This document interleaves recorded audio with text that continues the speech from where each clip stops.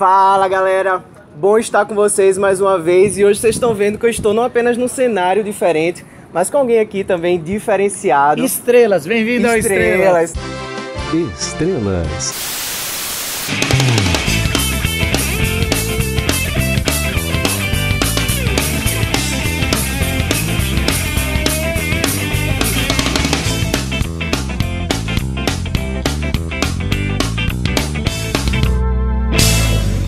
Mas temos hoje aqui Marcos Botelho, conseguimos essa preciosidade de encontrar com ele aqui no Despertar em Natal.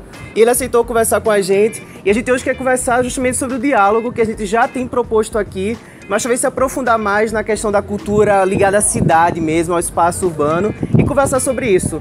Fé cristã e cultura, e nada melhor do que Marcos Botelho. Oi, eu sou Marcos Botelho, casado com Natália, um filho de 2 anos, pastor, comunidade da Vila em São Paulo. E a gente tem um projeto, tem 2 projetos aí que estamos à frente, que é o Rock no Vale e o projeto local, que é no centro de São Paulo, que trabalha com arte, impacto social e espiritualidade. Mas na verdade eu estava falando aqui com o Marcos que ele tem uma boa caminhada naquilo que a gente hoje tem se proposto a fazer. E eu queria que você falasse um pouco sobre isso, como nasceu esse desejo desse diálogo entre cultura, entre fé, o trabalho que você já desenvolveu desde a adolescência, né? Eu sei que você já nasceu inserido nesse meio. O pai de Marcos Botelho, Jaziel Botelho, ele é quadrinista, pastor. Então assim, vem de gerações isso, né? A família do meu pai é muito artística, desde poesias, cantores. Tem um primo chamado Estênio Márcios no meio, muito conhecido. Então, na área de desenho, meu pai é pintor, é um primeiro chargista cristão do país. Então a gente tinha isso. Eu cresci com esse negócio da arte. Logo que eu acabei o seminário, eu encontrei a arte clown. Então aprendi muito sobre maquiagem, sobre palco e sobre atuação de rua, o palco com palhaços, né? E essa participação, ela foi muito forte em mim. Então eu cresci com esse desafio de conversar. Desde 2004, na CEPAL, a gente conversa lá bastante, eu escrevia peças. Sim. Então eu tenho mais de 20 peças escritas, pequenas peças, coisa de 20 minutos. Histórias comuns, histórias que aconteciam no céu, mas são anedotas e tudo mais. Então esse é um lado artístico. Mas eu tinha e ainda tenho, né, por que a gente não dialoga melhor com a cultura, com as pessoas, com os artistas que não têm a mesma fé? Por que o candomblé, quando vai cantar músicas, eles cantam secularmente, sem nenhum problema de esconder a sua raiz, os espíritas, mas nós, evangélicos, não conseguimos alcançar, vamos dizer assim, o mercado aí fora com os nossos valores, com o princípio, mas sem ser o mundo gospel. Então tudo isso foram questões que subiram, assim, como a gente cria esse diálogo verdadeiro com a cultura, por que a gente não ouve o outro lado, qual é o medo que dá que a gente quer abafar outras vozes que discordam. Se a gente tem um Deus verdadeiro, por que a gente não dialoga e deixar o Deus verdadeiro convencer, né? Foi assim que surgiu o Rock no Vale. O Rock no Vale surgiu bem antes da Glocal, né? Surgiu mais ou menos no mesmo ano. É? É que a Glocal fez barulho depois. O Rock no Vale, desde o primeiro, Sim. o segundo fez muito barulho. O Rock no Vale veio de uma junção de... Aí eu era professor de teologia, eu estava dando aula de hermenêutica, falando sobre como chegar à ecologia, como trabalhar os diálogos de outras matérias, né? Mas trabalhar com teologia, tudo. E um aluno meu era um produtor musical. E eu lembro que a gente conversando, ele falou, nossa, a gente podia fazer um festival com essas propostas que está fazendo. E a gente pensou no Rock no Vale, que misturava o rock, né? A música, falava do reino e falava sobre sustentabilidade. Então a gente fez o Rock no Vale, que é num vale meio... A gente brinca que é o Woodstock cristão, né? Então o pessoal dorme em barraca, tudo. E a gente conversa, dialoga várias questões. Como um evento cristão que queria também levar a palavra de Deus, eu nunca entendi como a gente pode só chamar a banda evangélica, aí só vai ter evangélico. É óbvio, se eu chamo banda evangélica, só vai ter banda evangélica. Aí o que eu fiz? Das 10 bandas que a gente levava 6, 7 cristãs e 3 não cristãs. A gente explicava o evento e levava. Nesses 4 anos de Rock no Vale já foi Teatro Mágico, Thiago York, já foi Scalene, que ganhou o Grammy, já foi 5 a Seco, dos não crentes, né? E dos cristãos, todas as bandas aí que não são bandas de louvor, mas são bandas cristãs, estavam lá com a gente também. Então foi uma coisa que deu uma repercussão muito grande. Então a gente já passou milhares de pessoas nesse festival. Então a gente é muito trabalho, muito difícil. Alguns dão prejuízo financeiro, porque a gente move artistas de alto padrão, difícil, mas é um diálogo que me ajudou muito. Então hoje eu tenho contatos com artistas, cantores, que eu posso às vezes fazer pastorais. Então tem uma foto que tinha uma oração que eu fiz com o Thiago York, que pediu, e tem um cara, que eu não vou falar, que pediu para eu fazer o casamento dele, de uma das bandas, assim, que falou, você é o único pastor que eu conheço, e eu não conheço nenhum pastor nem padre, você faz? Eu falo, faço. E talvez uma oportunidade que você não teria se você não tivesse... Não teria. Né? Então, e tem esse negócio do Rock no Vale, a Glocal me aproximou a um público muito legal que precisa do evangelho, precisa de um cara mais cabeça aberta, que sabe dialogar, mas que não perdeu a essência do evangelho de Jesus Cristo. Não negociou os não princípios, negocio, né? Que Jesus é o Salvador, que existe um propósito para a nossa vida, que Deus, quando criou, ele tem uma proposta de conduta moral, a santidade. Mas como eu vou conversar com as pessoas? As pessoas primeiro precisam entender a maravilha de Deus, antes de entender que essa conduta ela é vivida com prazer, a santidade. A minha missão é ajudar as pessoas a encontrarem um sentido de vida. Essa é a minha missão. Passando por isso, eu posso ser pregando, posso ser fazendo um vlog, pode ser conversando num bar, num restaurante, pode ser fazendo um festival. Sim. Então meu objetivo é as pessoas que passarem comigo, que estão na dúvida, cristãos ou não, o que eu estou aqui na Terra, para onde eu vou, o que eu tenho que fazer. Então eu tento, através de conselhos, dicas, relacionamento, ajudar a encontrar o sentido na vida.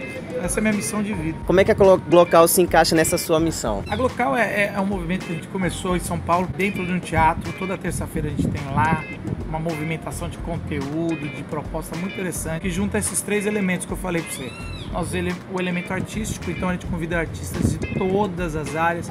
Então tem pintores lá, não são da fé cristã, são pintores, alguns são, outros não. A gente convida músicos, poetas, e assim vai, atores. Então eles apresentam o tempo. Naquele elemento a gente convida ONGs para poder trazer o impacto social, para trazer o recado social. Então a gente tenta levar voluntários para pessoas que estão fazendo bem para a cidade de São Paulo. E também a gente tem espiritualidade sem religiosidade. Então, no final, a gente sempre traz uma palavra de paralelos com Jesus, o que Jesus responderia se fosse isso.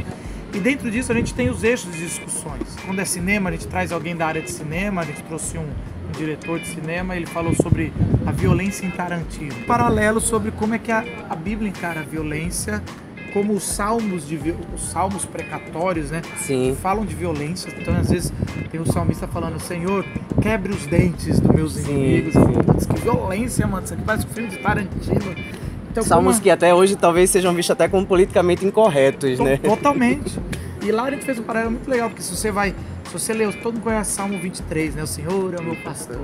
Mas ninguém conhece o Salmo 22. Porque para você falar o Senhor é meu pastor, você precisa ler o 22. E o 22 vai falar sobre a crucificação de Jesus. É um salmo profético que fala toda a crucificação de Jesus. E aí, é interessante, se você tira a violência do Salmo 22, você não entende a crucificação. Então a violência tem o seu papel bíblico. Se você domesticar a violência de Tarantino, você não entende, porque assim, hoje a discussão nos Estados Unidos para passar no PG-13, os Estados Unidos tem aquele negócio do PG-13, né, que é a censura para 13 anos. Sim, inclusive se mudar a coloração do sangue, às vezes facilita que passe. E aí, por exemplo, tem uma cena não é do Tarantino, mas tem uma cena do Coringa, sim, que ele faz sumir o lápis. Você lembra como é que ele faz sumir o lápis? Você de casa deve... Eu não sei se eu posso dar spoiler.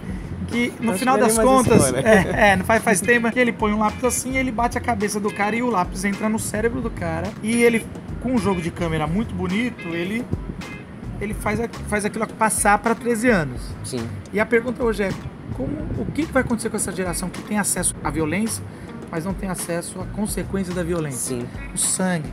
E o Tarantino, ele te dá violência, mas ele te dá consequência, até caracterizar. Então a gente trabalhou isso.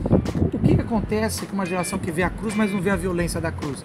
Aí cruz vira um pingente. Sim. Aí cruz vira uma... A gente romantiza e perde o real significado. Algo que é brutal. Então é isso que a Glocal faz desde cinema, excelente, na área de moda, na área de arte, poetas, Alan Poe, Clarice Lispector foi isso. Sim, eu vi também a divulgação. Então a gente trabalha em várias áreas e a cultura pop a gente trabalha também, que vai em todas as áreas de HQ e tudo. Isso é Glocal, cara. Então assim, se eu tentar te explicar muito mais, dá pra conversar muito. Não, mas eu acredito que não só eu, mas eu acho que o nosso público também conseguiu pegar a ideia. E eu acho que uma coisa assim que a gente precisa realmente valorizar e até parabenizar é justamente conseguir levar o reino para essa área do entretenimento, levar o reino para a área da arte. Né, que a gente sabe que o cinema, o próprio teatro, a moda, são áreas que a gente tem muito tabu, muito preconceito e acaba que o reino não se faz presente ali. Né, e esse é um desafio, uma missão que nós temos como igreja e é muito bom assim, a gente poder se ver representado ali na Glocal, no trabalho que vocês realizam. E o nosso desejo é que outros possam se sentir também cativados por esse movimento, por essa missão. Eu queria deixar o seguinte... a Bíblia fala que é maior o que está em nós do que o que está no mundo. Nosso Deus é verdadeiro, o Evangelho transforma as vidas e não tenha medo. Não tenha medo de dialogar, não tenha medo de ouvir espíritas, pessoal do candomblé, ateu, agnóstico. Não tenha medo de produzir vídeos com teologia, sem ser ofensivos, chamando para o diálogo. Não tenha medo de abraçar prostitutas, usuários de drogas. Não tenha medo de entrar nos debates da turma de esquerda, de direita. Entre nisso, mas entre sabendo que é maior o que está em nós, porque quando o evangelho brilha com sabedoria, diálogo, amor, cara, não tem o que o Jesus vai fazer. Então assim, como é que a gente vai ser sal fora do saleiro? Quando a gente decide chamar essa turma para conversar e para amar. Então esse é o meu desafio, ame e dialogue o tempo todo. E parabéns aí pelo canal e a proposta. Essa é a proposta da Liga Teológica também, a gente agradece a tua participação, mas se o Lu e o Tero tivessem aqui, o que eles falariam? Eu não sei se sem a maquiagem é possível. O Lu falaria assim, ó. Rebenta tudo, fala logo. E o Tero falaria, esse negócio de Liga Teológica não é de Deus não. Muito bom. Se você não conhece o Lu e Tero, acho que você consegue encontrar ainda no YouTube. Eu vou excelente, voltar. muito Uma bom. nova roupagem. Muito bom. A gente agradece realmente a tua participação, Marcos. Obrigado por estar com a gente aqui. E vocês já sabem, se inscreve no nosso canal, compartilha, favorita também aqui para você saber tudo aquilo que a gente está postando. E beijo, me liga. Beijo, valeu. Me liga.